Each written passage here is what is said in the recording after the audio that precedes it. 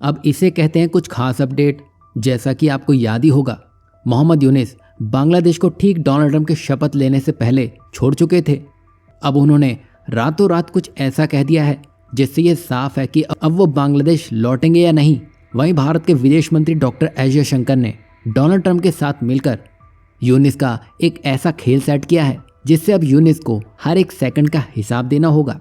दरअसल इस समय यूनिस ने दावोस सम्मेलन में अपने विचारों और रणनीतियों को साझा करके सभी का ध्यान अपनी ओर खींचने की कोशिश की है।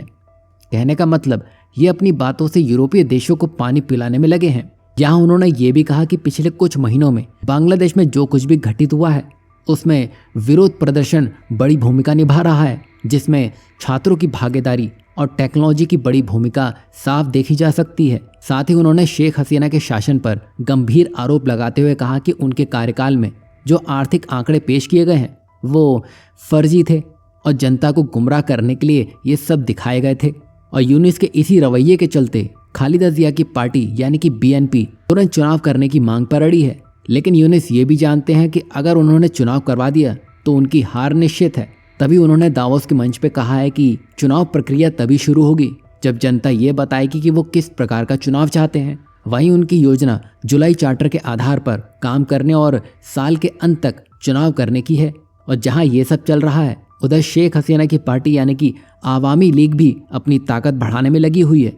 बता दें कि आवामी लीग के बड़े नेता अभी भी छुपे हुए हैं, साथ ही वो शेख हसीना के साथ संपर्क में भी हैं और ये सभी कानून और व्यवस्था के सही समय का इंतजार कर रहे हैं। और अब खबर ये भी आ रही है कि मोहम्मद यूनिस दावोस से अपनी 4 दिवसीय यात्रा पूरी करके बांग्लादेश भी लौट चुके हैं। लेकिन इन 4 दिनों में बड़ा खेल शुरू हो चुका है, क्योंकि अब बांग्लादेश में ताकत पाने का खेल किसी के भी हाथ में जा सकता है।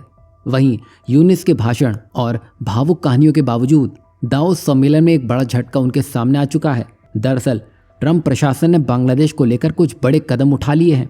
यहाँ पर भारत ने भी ट्रंप प्रशासन के सामने बांग्लादेश में हिंदुओं पर हो रहे अत्याचार का मुद्दा जोर शोर से उठाया है और संकेत ये मिल रहे हैं कि ट्रंप प्रशासन जल्दी बांग्लादेश पर इन सारी बातों को लेकर सख्ती से कार्रवाई भी कर सकता है। यही नहीं, भारत के विदेश मंत्री डॉक्टर एस जयशंकर ने इस मुद्दे पर अमेरिकी विदेश मंत्री मार्को रूबियो और राष्ट्रीय सुरक्षा सलाहकार यानी कि एनएसए माइक वॉल्ट्ज के साथ चर्चा भी की है।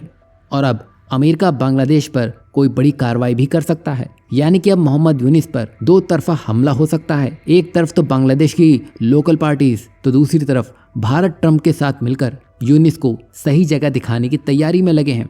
यहाँ आपको क्या लगता है, ये सारी जो डेवलपमेंट देखने को मिल रही है इससे क्या यूनिस को सबक सिखाया जा सकता है, या यूनिस ने इसके लिए भी एक बड़ा खेल तैयार कर रखा होगा?